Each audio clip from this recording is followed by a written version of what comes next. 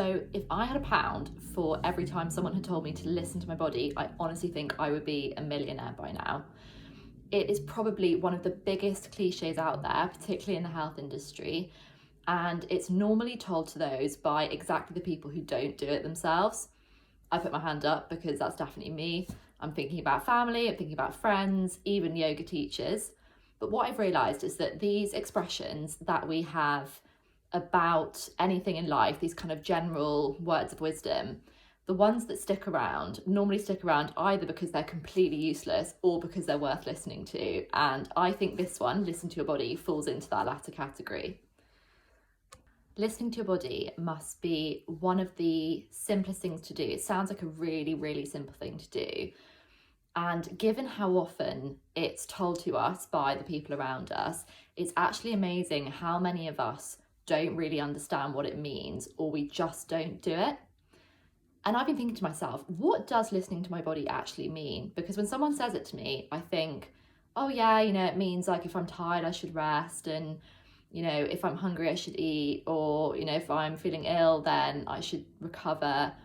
It's really interesting because those responses all come from the head. That's all like, these are things I should do.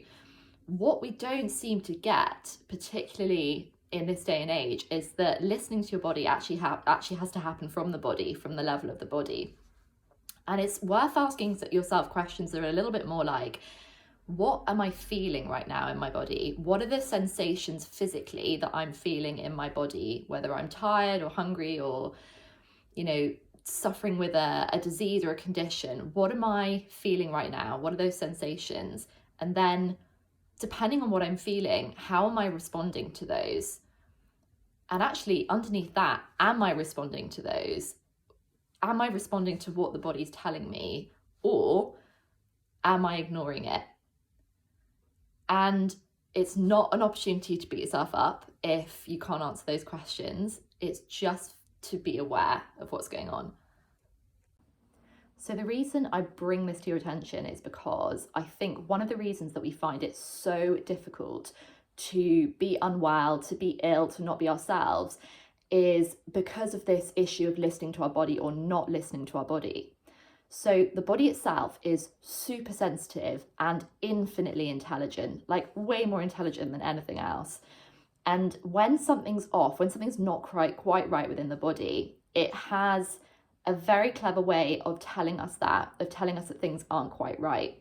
So it sends us little signals and messages in the way of symptoms. So that could be a cough, it could be a cold, it could be some tension or pain, it could even be an injury, for example.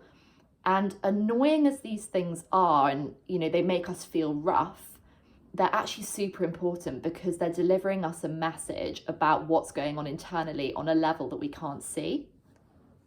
The biggest problem I see is that nowadays we are super duper disconnected from our body as a population. And this means that we don't really pay attention or enough attention to the things that come up, to the symptoms. And by dint of that, we're kind of missing the clues that our body's trying to give us to help us get better. So this is why before I asked all those questions like, what do you feel in your body?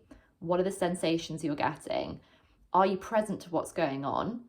And when you receive that communication, what are you doing in response to that? And I remember when I was first asked those questions by someone else, and I was so baffled because I thought, I've never ever given this much thought over to what's going on in my body. And I actually couldn't answer those questions, or definitely not with any certainty.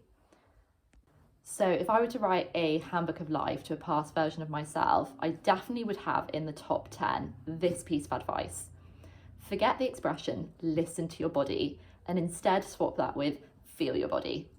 So if you can't tell the difference, listen here. For me, I think listen to your body, while a lot of us will understand what it's getting at, it's ever so slightly unhelpful in the way that it's phrased. And you have to bear with me because the linguist is coming out now. When you feel your body, you are using your ability to sense to then respond to a message that you're being given. And the only way to feel is to actually be inside your body. And you receive those sensations by feeling, not by listening, not by sound. There's no voice that's telling you what you're feeling or what to do. And in fact, the voice comes from your head, and that's where all the problems start. So that's why feeling is so important. Feel your body. My other issue with the expression, listen to your body, is that it kind of misses out an essential component, which is what do you do with that information once your body's given it to you? So there's actually something intuitive inside all of us that knows what to do when the body gives it a certain message. So if that message is pain, for example, you then automatically ease off or you stop what you're doing. If you're hungry, you know you need to go and eat. And then when you get full, you know you need to stop. So that's all intuitive. The body knows what it's doing. Your head actually doesn't have to get involved in any of that. And when your head does get involved, when you start thinking and overthinking, that's actually when all the problems start. But when you feel your body, when you feel the sensations and you respond to those in the moment, you give your body exactly what it's asking for. And that is a really, really powerful way of overcoming problems on a body level. If you are now wondering how the flip does what I've just said apply to a disease, like I have a medically diagnosed condition with this list of recognized symptoms, like how does all this fluffy woo-woo feel your body stuff apply? Okay, let me explain it like this. Interestingly, the body cannot differentiate between disease, i.e. something that you've been told you've got by a doctor or tested for, and a common cold. And most of us don't get tested for common colds, we just know we have them. So the body doesn't really see the difference between the two. That's a distinction that the mind makes. And the thing with symptoms is that so often they're approached medically from a very logical point of view. So that's using stats, trends, graphs, data, all this sort of thing. And that all happens outside of us, whereas it's the patient, it's you or me, who's actually feeling those symptoms inside the body. And the thing is, you can approach it from a logical point of view and you can put a logical answer on a logical problem. The thing is that the body isn't really logical. Symptoms aren't logical either. And when you ignore the symptom, you're also ignoring the clue that it's giving you to help yourself feel better, to help yourself get better.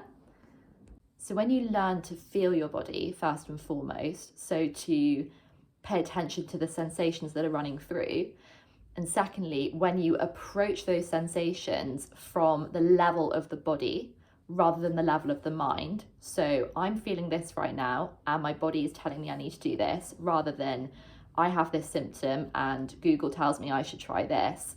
Once you've got the hang of that, not only are you more likely to recover from low-lying infections, you know, those diseases that don't have a typical name, colds, coughs, that sort of thing, you also change your experience of a disease as well, because with most diagnosable diseases come symptoms, and it's the symptoms that put us in pain and make us struggle.